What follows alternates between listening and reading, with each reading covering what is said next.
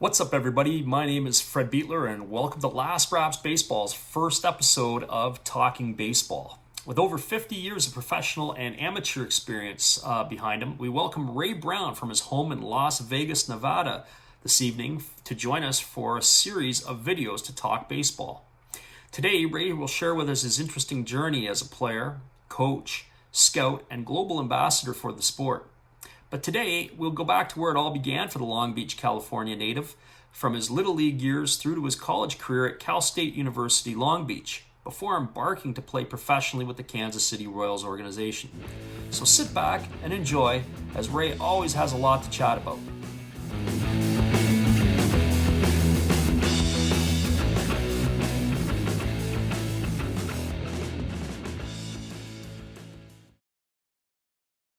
Welcome back, everybody. Today we are joined by Ray Brown, live from Las Vegas, Nevada. Welcome, Ray. Hey, thanks for having me. Ray, I was give a rundown of your accomplishments over 50 years in organized baseball, either at the professional or amateur level. And I figured tonight what we would do is we would look to start and talk a little bit about your beginnings and what got you going in baseball to begin with all those years ago.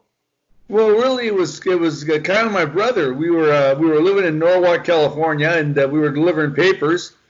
And the guy that we delivered papers for was a Little League coach. Well, he talked to my brother about if we'd like to play Little League baseball. My brother asked me, and we were pretty close, so we both went out and tried out for this Little League team. I'd have been 10 years old, and so we tried out, and I was pretty good. My brother was all right, but he was left-handed, and what he would do is he would catch the ball with his left hand, take off the glove, and throw it with his left hand.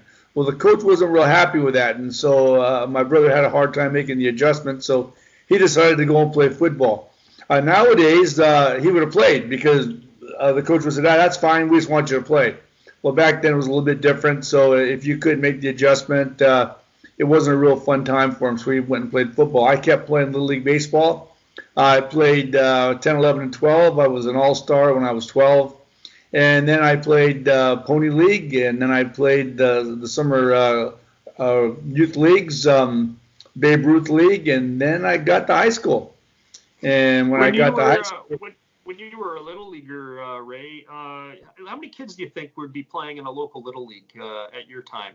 And how many Little Leagues were in your area? Obviously, you're from Long Beach, California, originally. And yeah, I played for Frontier Little League, and that was Artesia Norwalk. So I played for Frontier Little League, and with our all-star team, the year I was on it, we went to the All-Stars. We lost our first game, so we got knocked out pretty quick.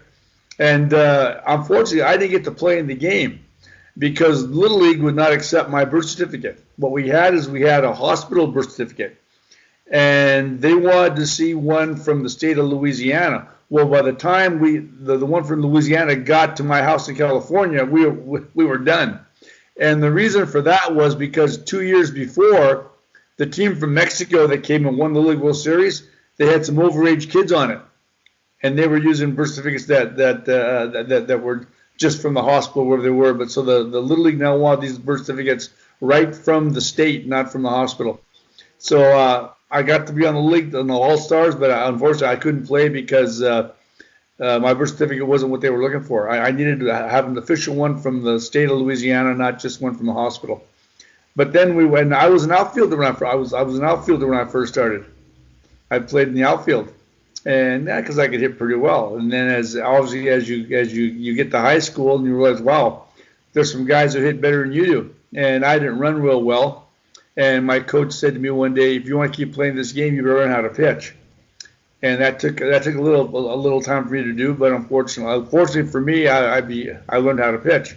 So my 3 years in high school, my first year I was an outfielder, and then my last 2 years I was a pitcher. When you went to high school, you obviously played at the varsity level, and your summer 1 year. Summer, I would assume. I'm sorry. I only played 1 year varsity. My sophomore year I was on the JVs as an outfielder. My junior year, I was on the JVs as a pitcher, and then finally, I got to be on the varsity as a senior. So yeah, Ray Brown had a I wasn't a real good strike thrower when I was young, so I had to get better at throwing strikes. I had a very good curveball, and my fastball was okay, but you still got to throw strikes. So it took me a while to learn how to throw strikes, but.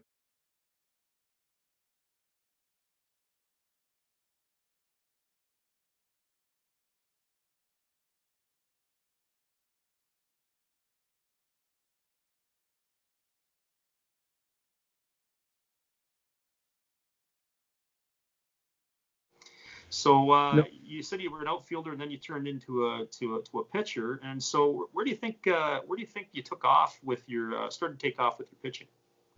Oh, it wasn't until I got to junior college. When coach told me that I had to become a pitcher, I didn't want to pitch. I still want to be an outfielder. I wanted to hit. I'll show this guy. Well, eventually, yeah, I wasn't that good of a hitter, and I wasn't. I didn't run well enough to play in the outfield. I could throw, but we had some guys that ran a little bit better and hit the ball a little bit better. So it took me a while to realize I better become a pitcher. But the hardest part for me was throwing strikes. It took a lot of effort for me to learn how to finally throw strikes, and that I didn't become a strike thrower until I got to junior college. But fortunately, I had decent stuff, so I had flashes of greatness, and that's what got me on that 1967 Cardinal team that won the national championship for the County Mac. They said, well, this guy, when he comes, if he's on, he's going to be very good. If he's off, we'll get him out of there quick. So I was able to play on a team that had some pretty good guys. We had played with a guy named Randy Moffett. We both went to high school together, and Randy Moffett became a major leaguer with the Giants. Played with a couple of guys that went to USC, and there was from that team on the Cardinals. I think there were 6 of us that eventually signed professional contracts. So it was a pretty good team. It was a great experience. It was the first time that I'd been on a national championship team in 1967, and then in '68. Go ahead. I'm sorry. So that tournament that was in New Mexico, is that correct? The Farmington. It still is. It's in Farmington, Mexico. It still is. Yeah. Yeah. And obviously, getting a chance to play at that level, there's you're going up against some of the best competition around. Who are some of the teams that you guys faced that in that era that you had to take out going to the well, we played Flint, Michigan in the championship game, and they were a good team. But then we played a team from Washington that was also a very good team. There was some good teams in that tournament. In fact, we lost our first game, so we had to come back to the losers bracket to win the championship. But we had Randy Moffett, who was he was a major leaguer. But then we had a guy named Bruce Ellingson. Bruce Ellingson was signed by the Dodgers in 1967. Yeah, when the Dodgers signed him, and so after we were done, he went to the Dodgers, and he was on his way to the major leagues. He was in big league camp for spring training, and he didn't want to use an L screen. He was a lefty, and they hit a line drive back off his jaw, broke his jaw. He was out for a few weeks, and he was never the same anymore. But Bruce Ellingson, Randy Moore, I learned a lot from those guys because I would watch them. Well, what are they doing different than me? Well, they were throwing strikes. They weren't afraid to make the guy hit the ball, and I teach that. That's big for me. Make the guy hit the ball. You make him hit the ball, we have a chance. Don't be afraid to throw strikes. Absolutely. And so once you played, you had your opportunity to play Connie Mac ball, and you finished off high school. That led you into Long Beach Community College, if I'm not mistaken. Is that correct? Long Beach City College. Yeah, I was there for 2 years. Long Beach City College, and for 2 years. And of course, by that time, you were pretty much on the mound and not patrolling the outfield anymore. And well, so, my first year at Long Beach City College. I got cut. I got cut in January, February of '68.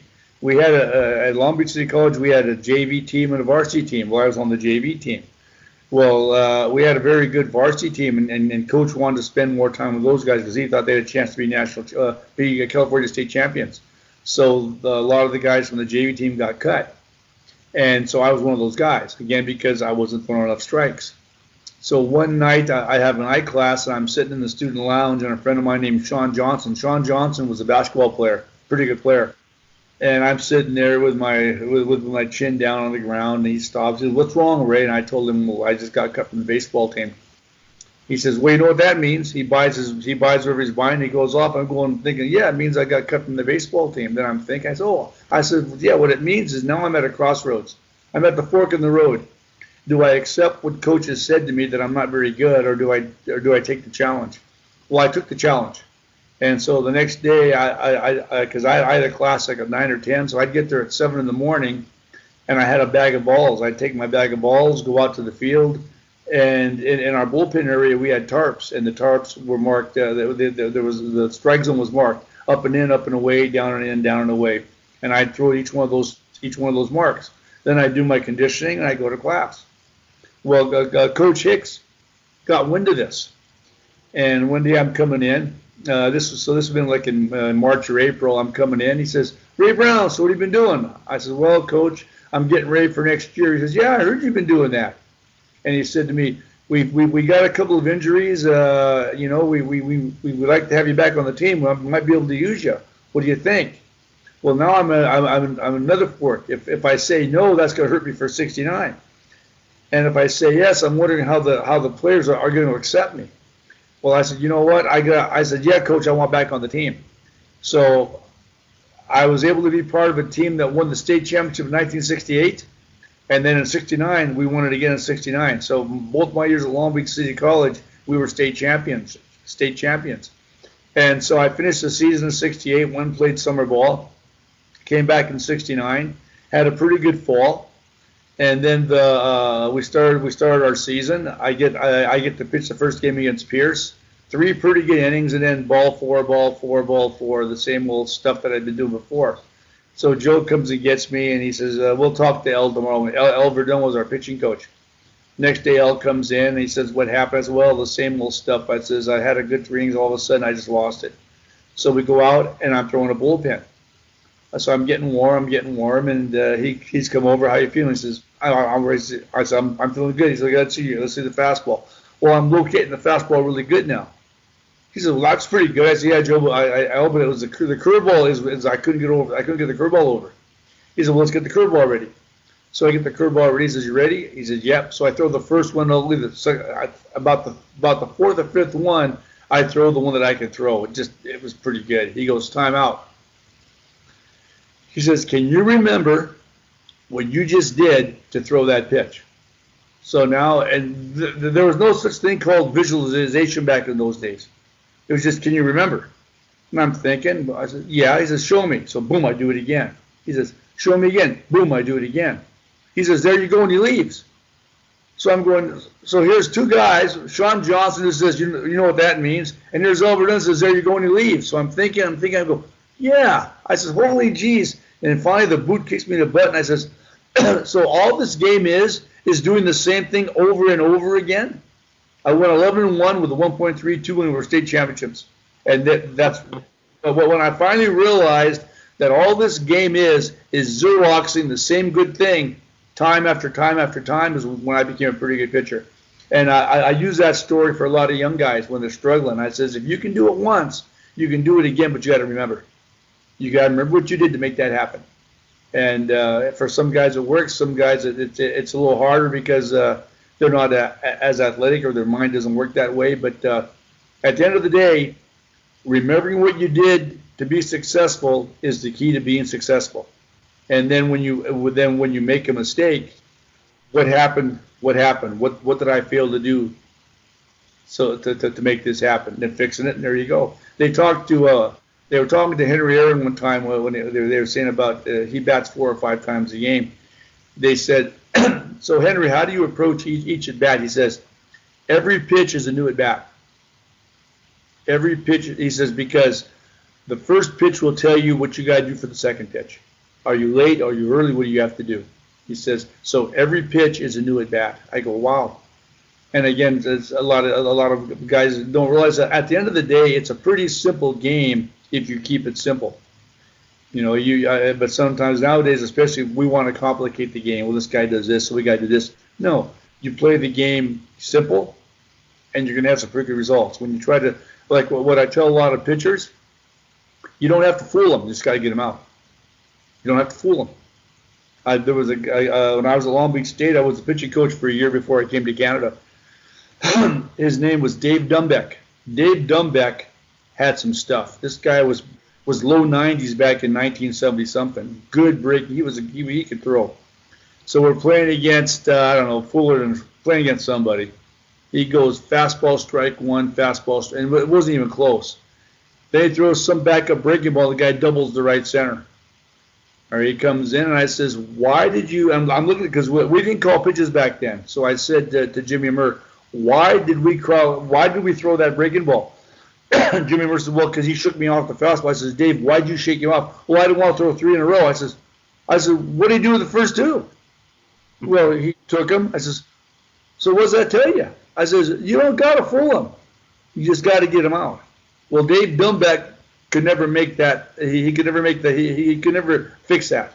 He kept doing the same thing over. He was afraid if he threw 3 in a row, they're going to know what's coming and they're going to hit it.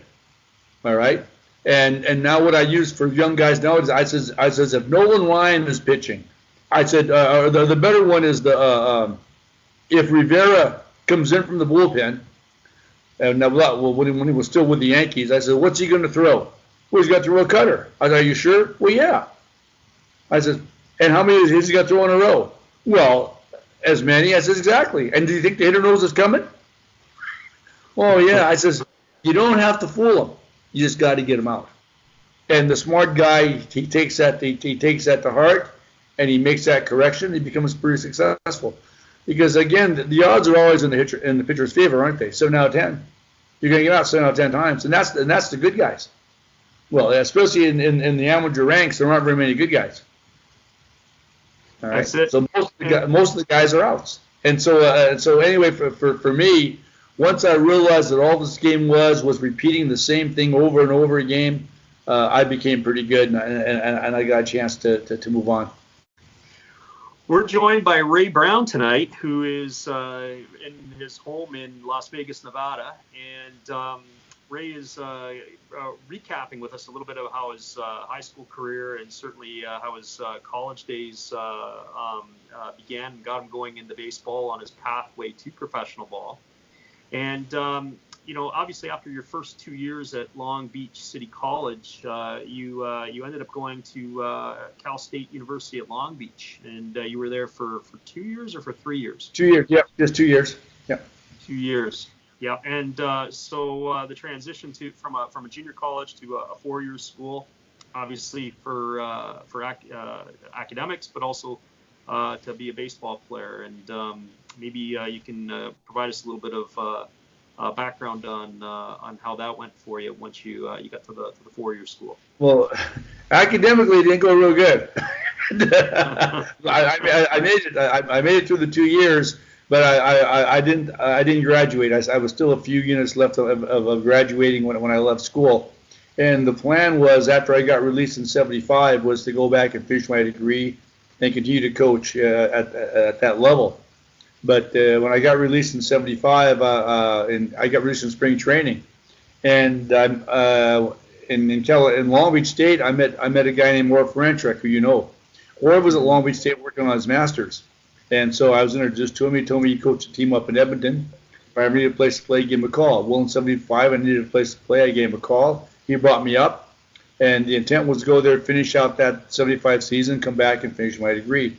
Well, we went to play in a little town called Lac La Biche, and that's where I met Lynn, and the lady who I wound up marrying in 1976. So I went back in '76. We got married, and I made Canada my home. So that's where I've been since 1976. But on the field, as far as the baseball, yeah, there was a little bit different because the hitter's a little bit better, but still it was the same philosophy: make him swing the bat, make him swing the bat. If you give the hitter too much credit, you're going to fail. If you don't give him enough credit, you're going to fail. And one of my weaknesses as a pitcher is I hate to walk people. And sometimes it's hurt me because there's obviously times in games when you can pitch around a guy and get the next guy. Well, I always thought I'll get you out, and sometimes I did, sometimes I didn't. But as I went into pro ball, it was the same philosophy for me. I wasn't afraid to challenge the hitters, and I didn't throw real hard, but I had pretty good location, so I could locate pretty good. And the 4 years I played, the numbers were pretty good. I threw 2 no-hitters in the 4 years I played. In fact, my first start in professional baseball was against Seattle Hope Falls, the Angels, and it was the Angels. And that was, I think, August 15th. Gary Bullock said, "You're pitching tomorrow," which was the 15th. So I get the ball, go out there, I get the first guy out. I go 0-2 on the second guy. We go inside and we hit him. So we got a guy on first with 1 out.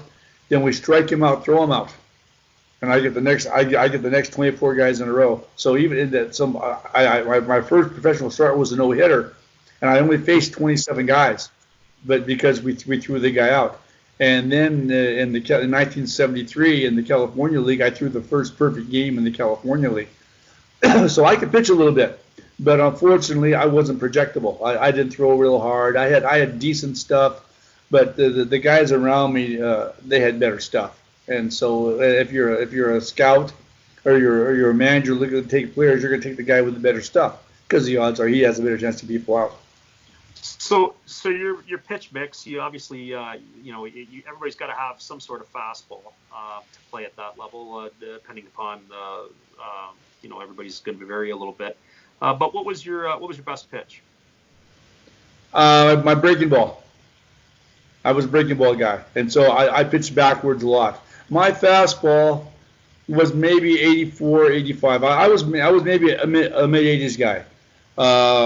When Roger Craig was the minor league pitching coach for the Dodgers, he was in Bakersfield, and Steve Burrows, who was our manager, knew Roger Craig.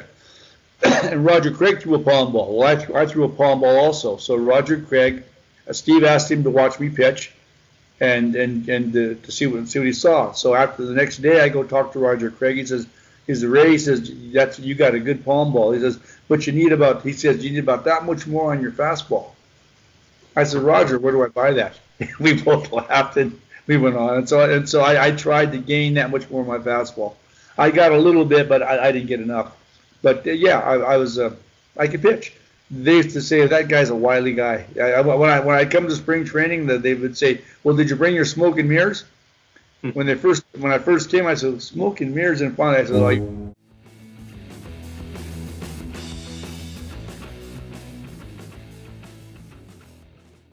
He was with the Dodgers when they came to L.A. Mm-hmm. He pitched for the Dodgers when they were in the Coliseum. He pitched a little bit for them, and just most guys that get that opportunity are pretty nice guys. Through my minor league years, I got to meet some guys that were Hall of Famers. I didn't realize that then, but they were pretty good guys.